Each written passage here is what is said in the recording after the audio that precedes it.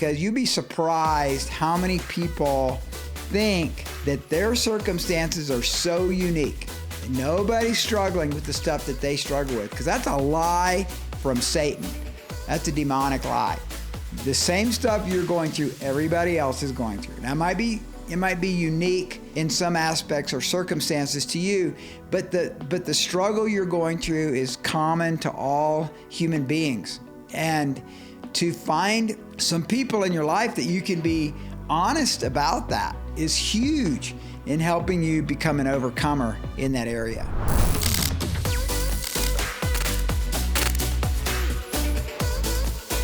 Today we're talking about bloodstained allies, and I want to give you a definition of bloodstained allies that I like to use. Bloodstained allies are men and women who've been bloodied by life, bloodstained in battles of life. They know shame, disappointment, loss of jobs, betrayal, maybe even loss of marriage, pain in a family, but they're allied together with a vision to follow Christ. And so when I talk about bloodstained allies, I'm speaking of men and women who are lovers of Jesus. They're going after Jesus. They're seeking first the kingdom, but they're willing to be open and vulnerable about the hardships in their lives, and they can come alongside you and I and be a friend, be a covenant friendship in our life as we go through stuff. So it's not just friendship. Friendship is the starting point, no doubt about it. But a bloodstained ally is someone that there's a mutual vulnerability of struggles that we've been through that we can all relate to. And even if a particular issue in someone's life is not exactly anything they've been through, you can feel their pain. You understand the shame and the brokenness in their life, and you can identify with that enough to listen and not be judgmental toward them. So the bloodstained allies, the men who came into my life around that fire pit during that really, really dark time in my life, were like that. They were not judging me. They were not pointing the finger at me. They were understanding that I was going through a hard time. And then as the relationship grew, they began to share also about their own life. So in one sense, my own brokenness and willingness to be vulnerable and open about that then gave these guys permission to also be vulnerable in their own life. I would ask things like, well, what about you guys? What have you been through? And so they would open up. So that built a camaraderie, that built a tight-knit group of bloodstained allies that radically changed my life. And I love those times with men around a fire pit, hanging out together. And it doesn't have to be there. It could be at a restaurant or something like that. But I just love those times where we can be real with each other. We can be authentic with each other. And I get healed because of the listening ears and the listening hearts of these men. A number of years ago, I read a book called Big Potential by Sean Accor. And I love this quote. I believe that there is one main reason why we're not where we are seeing elevated rates of anxiety in our schools and unhappiness in the world. A crucial mistake that every major religious tradition and ancient philosopher warned us against. We've been trying to pursue happiness and success by ourselves, in isolation and in competition. We've been told that success is a zero-sum game. And if someone else gets happier, you feel worse in comparison. We've also been told that happiness is a private, personal choice and that you can't change other people. This leads us to feel disconnected at work, hyper comparison on social media, and never feel like we are enough. This is what I call small potential. Small potential is believing we have to do all this alone. We've been taught to strip others out of our formula for success and happiness. When you choose to be more grateful and positive, that makes other people around you more grateful and positive as well.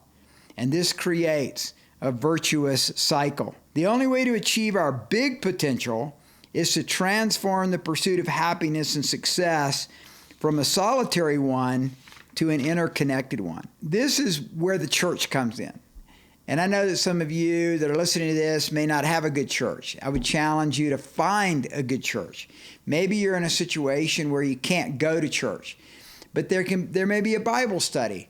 There may be a place where you can come together and share your hearts with each other. And this is where we reach our big potential. This is the breakthrough that so many people are looking for, and they're trying to find it just on their own. And when I speak of bloodstained allies, I'm speaking of men, or if you're a woman, women in your life that can challenge you and encourage you and empower you to be more than you could ever be alone through their input and through their encouragement. I know marriage should be that way. Marriage, the number one bloodstained ally is Jesus and our spouse. Because when we have a spouse that really knows us and understands us and we can be real with, that opens up the potential to have a bloodstained ally in your life that has amazing results in a marriage and in our life.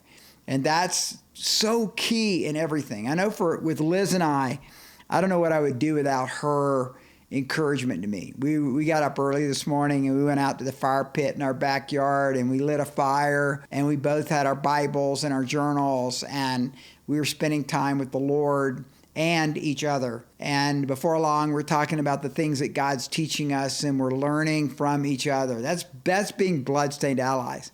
And I think Liz would say that I'm her best friend. I know I would say that she's my best friend. But if you're not married, I want to challenge you to find some men in your life if you're a man. If you're a woman, to have a couple females in your life that you can be real with and vulnerable with. Because you'd be surprised how many people think that their circumstances are so unique and nobody's struggling with the stuff that they struggle with. Because that's a lie from Satan.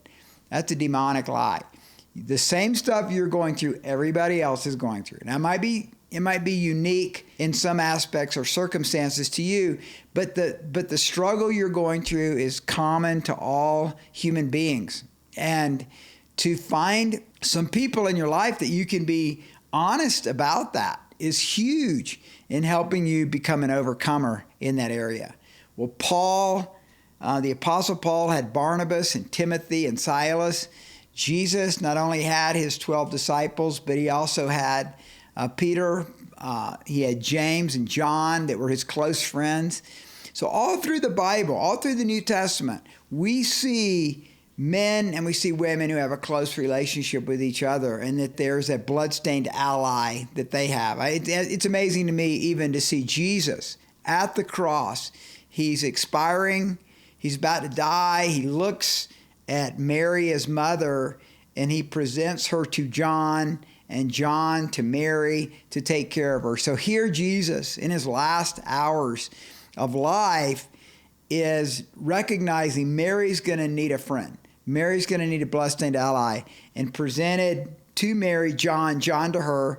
And tradition tells us that John took care of her all the rest of his life, like a mother.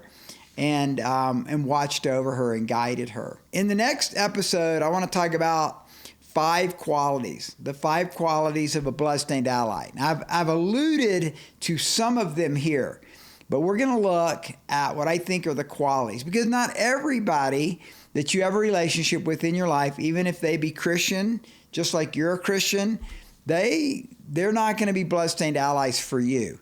They're not open enough, they're not vulnerable enough, and they're maybe even not mature enough to be able to handle a close, intimate relationship with you.